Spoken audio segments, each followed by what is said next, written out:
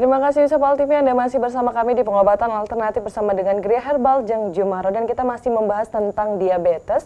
Jadi bagi Yusuf TV yang bertanya dan kita langsung gabung di 0711380022. Baik Jeng Jumaro, kalau tadi kita bahas tentang diabetes, kemudian obatnya juga sudah ada. Nah kalau untuk makanannya ini Jeng, gimana ini Jeng? Biasanya untuk orang yang diabetes kan biasanya susah makannya nih Jeng. Ini makanan gimana? Saya sih menganjurkan kalau misalnya diabetesnya udah akut ya. Pasien-pasien saya suka kasih, dia udah mulai pakai beras merah, terus dia juga tidak makan malam hari, jadi tetap pagi, siang, sore, tapi sore jam 5. Sorenya harus jam 5 ya? Oh misalnya oke, kita tahan dulu. Halo, assalamualaikum. Halo. Iya, dengan Bapak siapa di mana? Dengan Bapak Juli. Bapak Zuli. Iya, Juli Bapak. apa Zuli? Yang saya tanyakan. Oke, langsung saya Bapak dengan pertanyaannya. Dengan yang ya, itu di leher saya ada benjolan. Benjolan. Di sebelah mana Pak? Hah? Di depan? Sudah hampir setahun. Iya, di sebelah mana Bapak? Hah? Di sebelah mana? Di keduanya. Dua-duanya. Oh, dua-duanya, tiroid. Kanan kiri? Hah? Ke sini, luas dari sini ke sini. Gondokan. Iya, iya. Oh iya, tiroid. Terus? Minta solusinya Mbak ya. Oh, minta solusinya. Iya. Oke. Itu aja. Suka bergetar, gemeter? Bapak Zuli? Halo? Saya tadi mau nanya nih. T3, T4, TSH-nya udah dicek belum? Ya, biar kita tahu gitu ya. Oke. Kemungkinan sih dia ada tiroid mungkin, karena dia manjang dari sini sampai sini. Ini kan tiroid sebenarnya di tengah. Ini namanya paratiroid. Tapi kalau orang kena hypertiroid, dia biasanya udah melebar ke sini. Itu. Nah, kalau untuk mengecilkan benjolannya itu yang sudah saya resepkan sama pasien selama ini, saya pakai keladi tikus dan juga kunyit putih, bagus tuh.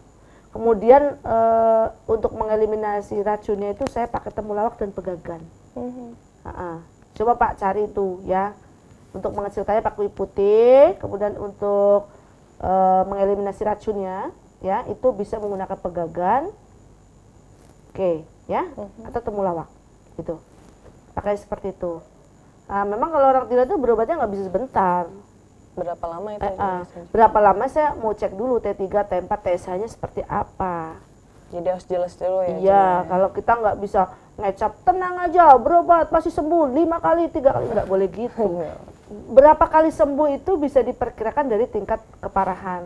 Seperti kamu mengerjakan tugas, berapa hari selesai, tingkat kesulitannya, orangnya, usianya, faktor penyakit pendukungnya. Ada kan kalau komplikasi, ada cuma penyakit satu gitu kan.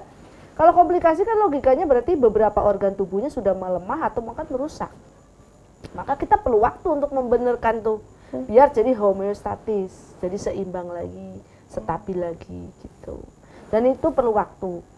Kebanyakan orang itu kepengennya ces langsung pleng. Langsung cepat ya. Tapi kalau pengobatan di kita itu benar-benar diperbaiki dari penyebab penyakitnya. Contohnya orang itu darah tinggi, saya nggak hanya memberikan ini biar turun darah tingginya, enggak. Saya akan perbaiki dari sistemnya, di ginjalnya dibenerin. Karena itu sebenarnya yang membuat dia jadi darah tinggi misalnya. Dibenerin. Kemudian juga misalnya dia sudah mulai stroke, maka kita juga akan memperbaiki. Kalau dia ada kolesterol, kita akan mengeliminasi bagaimana lemak ini bisa dibakar gitu ya. Lever ini, fungsi levernya akan ditingkatkan biar bisa menyaring racun-racunnya. Seperti itu. Sehingga harapannya orang yang berobat dengan kita, walaupun dia memiliki rentang waktu untuk berobat, tapi sekalinya sembuh, dia mudah-mudahan nggak balik lagi. Seperti itu. Jadi nggak hanya ringan, harapan kami mereka adalah sembuh beneran dan mereka bisa memiliki kehidupan yang normal seperti waktu mereka sehat, seperti itu. Betul, karena kalau sakit kan jadi pikirannya kemana-mana. Ya, dan ini akan diberikan pemahaman kok, karena kita akan memberikan edukasi kepada pasien. Jadi kita tidak memberikan janji-janji, tenang aja Bu, berobat dengan saya 10 kali berobat atau 1 kali berobat langsung sembuh, enggak begitu. Saya biasanya akan meriksa, karena kalau datang berobat dengan kita itu pertama dengan konsultan, diperiksa dulu, lidahnya diperiksa, matanya, nadinya, tensinya semua sebelum ketemu saya. Kemudian konsultan ini, perawat saya sudah tahu indikasinya adalah ini yang bermasalah KI-nya atau misalnya levernya atau apa, udah ada referensi.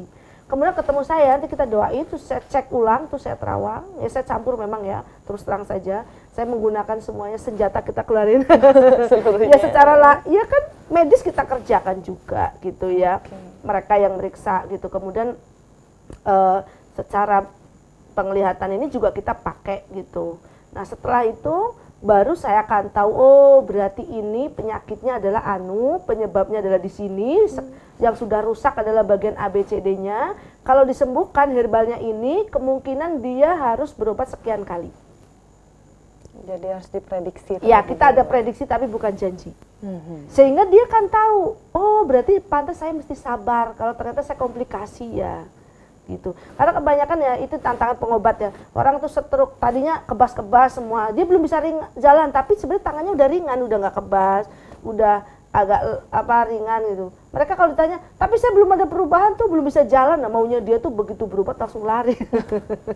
Padahal pas diperiksa tensinya udah normal, kolesterolnya udah bagus, itu kan sudah harapan. Gitu. Kalau situ udah bagus, nanti fungsi organ tubuh yang lain membaik, baru dia bisa jalan. Oke, jadi semuanya itu harus ada prosesnya, tidak ada yang instan. Betul, baik proses. Dan ini harus diberikan edukasi kepada pasien, saya pasti akan memberikan itu. Oke, baik, kita angkat telepon kembali, Jeng. Halo, assalamualaikum. Ya. Iya, dengan Ibu siapa di mana? Ini sama Ibu Nina. Ibu Mumun. Ini saya mau tanya, Bu. Oke, Ibu langsung Ibu. Ibu siapa, maaf?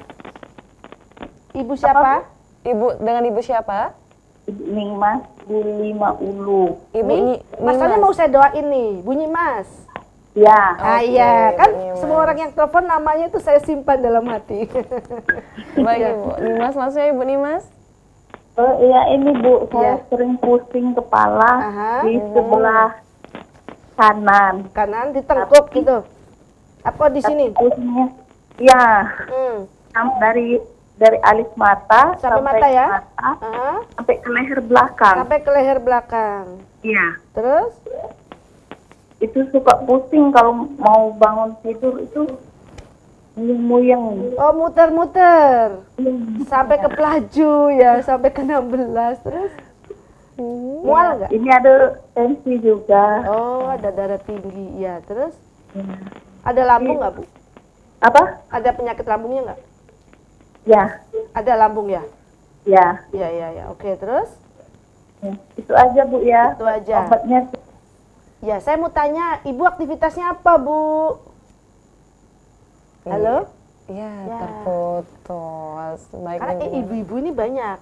Saya ini kerja Jeng, ibu rumah tangga juga. Jadi banyak kan ya. Stres, capek ya. Oke. Bunyi Mas nih kepalanya muyeng kalau bangun. Kemungkinan Bunyi Mas nih kolesterolnya juga tinggi tuh. Ya sakit dari sini sampai ke mata, sampai ke belakang. Kemudian dia suka mual juga. Mual itu bisa saja lambung, bisa saja dari kolesterol. Ya. Kemudian saya sarankan gini untuk lambungnya ya, karena lambung juga bikin pusing gitu. Tapi kan kemungkinan kan ibu kan karena darah tinggi, tapi dia juga ada masalah dengan lambung gitu ya. Untuk lambungnya ibu pakai kunyit yang kuning ya, kunyit yang kuning. Bisa pakai gula aren kristal manis nira, ini bagus banget untuk lambung. Kemudian juga untuk darah tinggi ini banyak gula manfaatnya nih. Nah kemudian lagi ibu minum daun pegagan, ya daun pegagan. Kalau misalnya ibu tidak ada lambung, saya akan kasih ibu bisa menggunakan sambiloto atau bisa menggunakan pace. Apa kalau mengkudu. Tetapi karena ibu ada lambung, saya nggak kasih itu. Jadi ibu pakai pegagan aja. Kalau pegagan aman, untuk darah tingginya bisa turun. Kemudian lagi untuk lambungnya juga sehat. Gitu. Jadi ada beberapa herbal yang bagus untuk ini tapi nggak bagus untuk itu, jadi harus jelas dulu yang lain. Jadi kalau pakai daun pegagan akan bagus, jadi diseduh pagi sama malam itu ya. Jangan lupa gulanya diganti gula aren kristal manis nira ya, biar tidak darah tinggi. Biar nggak pusing.